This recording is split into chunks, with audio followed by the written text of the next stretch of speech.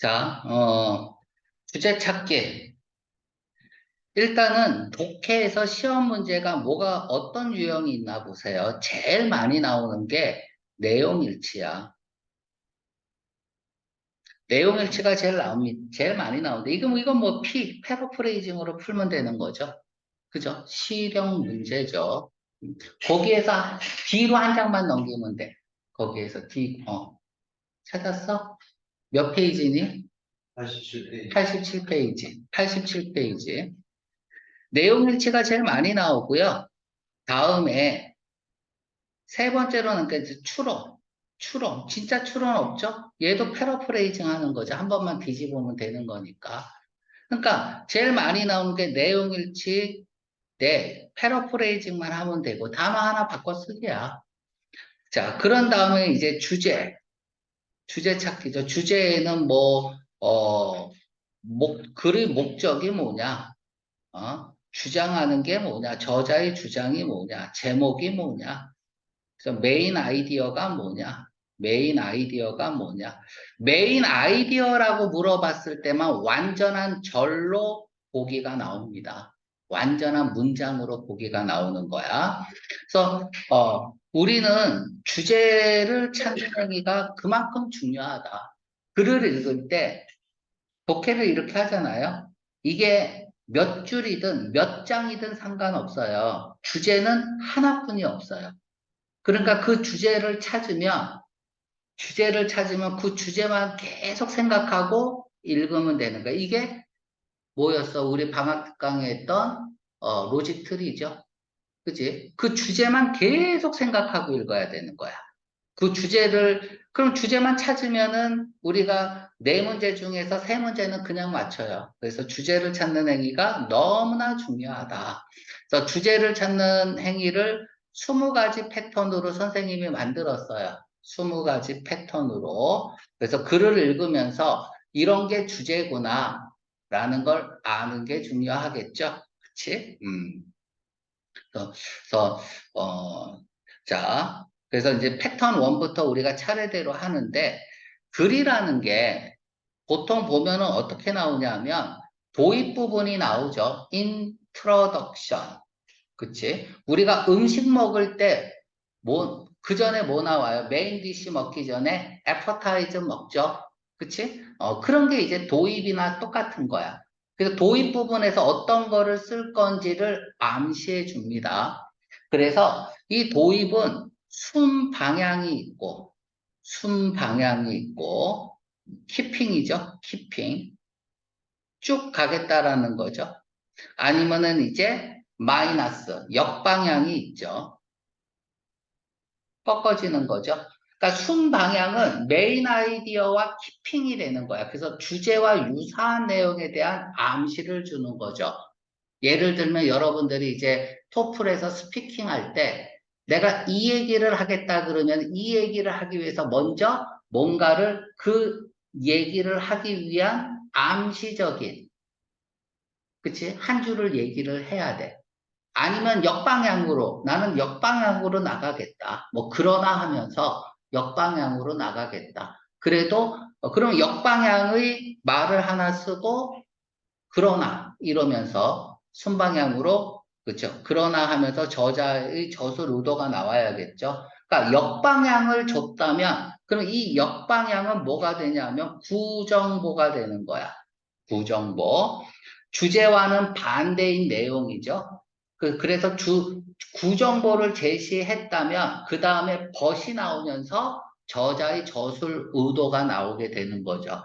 그래서 이 글을 첫 문장을 읽으면서 구정보라는 거를 아는 게 중요해요. 대표적인 게 뭐냐 하면 대부분의 사람들이 생각한다.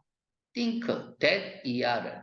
그럼 that 이하가 뭐가 돼요? 부정보가 되는 거야.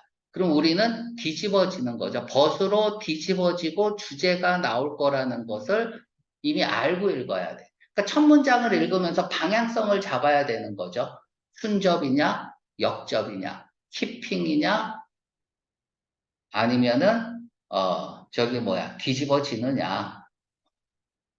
이런 것들을 첫 문장을 읽으면서 이런 것들을 파악을 좀 해줘야 된단 말이야. 알았죠? 애퍼타이즈를 먹으면서 왜 애퍼타이즈를 먹는지를 알아야겠죠. 내가 주문한 음식에 대해서 이 애퍼타이즈가 어떤 역할을 할 거 아니야. 그치? 그런데 출제자가 텍스트를 강화하기도 하고 아니면은 좀 빼기도 하고 그렇습니다. 우리가 독해를 할 때 반드시 알아야 될 게 출제자와 저자, 이 글을 쓴 사람은 전혀 다른 사람이란 얘기야. 이거를 일단 이해를 해야 돼요. 그쵸? 문제를 가공하는 사람, 글을 가공하는 사람이 출제자라는 거죠. 그죠? 그러면 이 출제자가 고입을 날려버려요. 그럼 어떻게 돼? 두 갈씩이 되는 거죠. 두 갈씩. 바로 주제를 주고 나서 어떻게 되는 거예요? 디덕션 글이라고 해. 이 주제를 서포팅 장치를 하면서 쭉쭉 내려오는 거죠. 그죠? 그래서 요렇게 두 갈씩으로 날 수 있지만 저기 출제자가 메인 아이디어도 날려버릴 수 있다 이거야. 지멋대로죠. 그럼 어떻게 돼? 서포팅 장치만 나오는 거죠. 그래서 주제를 유추해야 되는 거야. 서포팅 1, 2, 3을 다 포함할 수 있는 말이 나와야 돼. 핵심어를 찾아야겠죠. 핵심어를. 자, 다음에 맨 마지막에 메인 아이디어, 결론이죠. 그죠? 결론은 주제를 포함할 수 있어요. 이거를 뭐라 그래? 미발식이라 그러죠. 주제를 다시 한번 강조하기 위해서 쓰는 거죠. 그쵸? 근데 저자는 우리가 글을 쓸 때도 마찬가지예요. 우리 퍼플 라이팅 할 때 보면 메인 아이디어 쓰고 서포팅 장치를 쓰고 맨 마지막에 주제를 다시 한번 강조하죠. 그죠? 이게 글쓰기 기본이란 말이야. 자, 그러면 이제는 서포팅 장치입니다. 그러니까 커플 같은 게 대해서 옛날 라이팅식은 뭐야? 굵직하게 두 개를 쓰든 아니면 짧게 세 개를 쓰든 하고 결론 내리면 돼요. 그런데 서로 다른 내용을 쓰지만 주제 지향점은 같아야겠죠. 이게 글쓰기 기본이고요. 글쓰기 기본이란 얘기야. 그러면 이제 여기서 제일 중요한 게 서포팅 장치야. 이 서포팅은 뭐 부연, 첨가, 예시 이런 것들을 준단 말이야. 그럼 이 서포팅 장치를 왜 주는지를 생각을 해봐야 돼요. 시골 마을에 할머니, 할아버지들이 많이 사는 곳에 어디서 막 방송을 해요. 마을회관으로 다 모이세요. 서울에서 손님이 오셨습니다. 그래요. 회관에 가서 떡 드시고 가세요. 그래. 그런단 말이야. 내가 이제 손님이야. 그래서 떡을 마련했어요. 그러면 이제 할아버지, 할머니들 뭐 쫙 모여. 떡 먹으러 왔겠죠. 그죠? 떡 먹으러 옵니다. 그런데 이제 내가 안녕하세요. 그러고 나서 물을 하나 준비를 해요. 물. 그러니까 전기장판을 준비를 해요. 전기장판. 이렇게 해서. 그지? 전기장판이 뭐야? 자석이죠. 홈쇼핑에서 파는 물건 중 대부분이 자석이야. 정말 싼 거예요.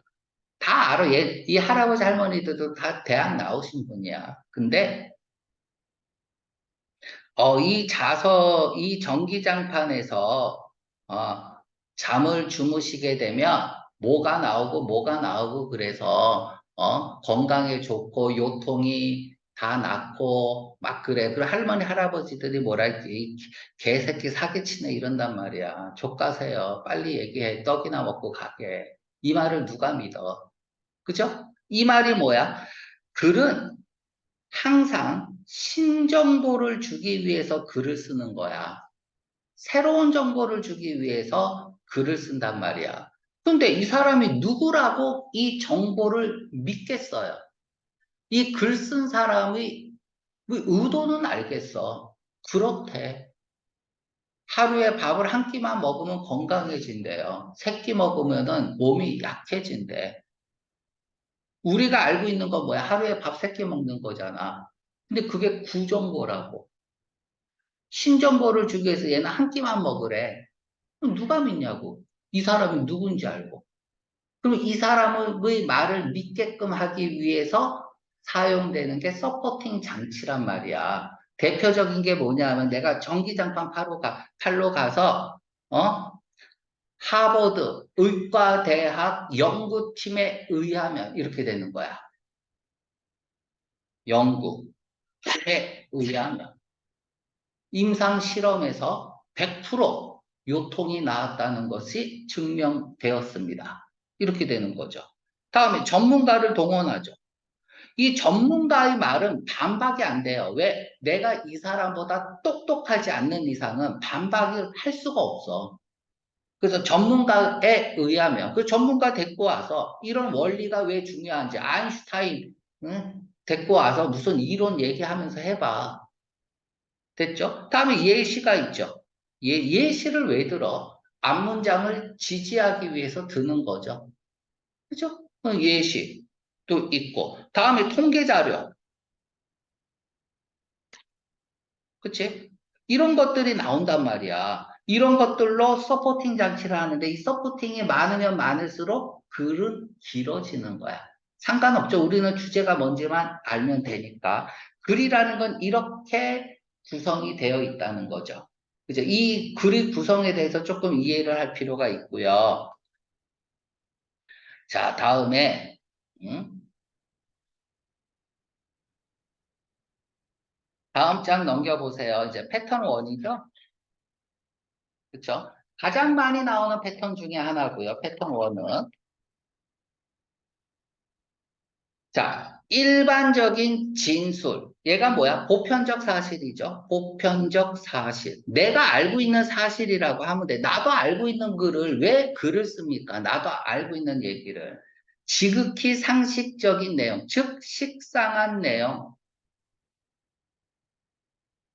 혹은 미스, 통념이죠. 통념. 펄스, 빌리프. 그죠? 커먼 빌리프라고 해도 돼요. 보통 사람들이 믿고 있는 것. 그래서 이런 것들이 나오면 전부 다 뭐다? 부정보야. 부정보. 그래서 앞으로 형광펜이 필요해요. 부정보는 파란색으로 칠할 거예요. 부정보는. 그리고 노란색은 주제문입니다. 형광펜 반드시 있어야 돼요. 주제문. 알았죠? 지금 형광펜 안 갖고 왔죠? 그치? 다 빌렸어. 알았죠? 쓰고 나눠주면 되고. 그 중에서 이제 제일 잘 나오는 게 미스입니다. 이게 그리스 신화에서나 신화고요. 그냥 미스는 통념이야. 뭐예요? 사람들이 그동안 잘못 알고 오해해 왔던 것이죠. 그것을 바로잡기 위해서 글을 쓰는 경우가 대단히 많다 이거야. 이해 갑니까? 그래서 우리가 구정보는 절대 타픽이 될 수 없어요. 그러니까 뭐가 구정본인지 알아야 되는 거야. 글을 읽을 때 그냥 읽는 게 아닌 거죠. 아, 이거는 구정보다. 그럼 구정보의 내용은 절대 주제에 포함이 될 수 없다 이거야. 그죠? 사례도 주제에 포함이 될 수 없어요. 아무리 맞는 말이라 하더라도 저자는 늘 새로운 정보를 제시하려고 한다. 글을 쓰는 목적이야 이게. 글을 쓰는 목적. 그래서 우리가 토플에서도 라이팅을 하거나, 아니면은 스피킹을 할 때 계속해서 새로운 정보를 주려고 그래요. 그럼 간단하단 말이야. 자, 스피킹, 라이팅, 특히 스피킹. 우리가 알고 있는 거를 바로잡기 위한 스피킹을 한다고 생각을 해보세요. 굉장히 좋은 점수를 얻을 수 있죠. 그죠? 그래서, 글을 쓰는 목적이 뭔지를 기본적으로 이해할 필요가 있다. 일단은 여러분들이 요 첫 번째 질문을 한번 풀어보세요.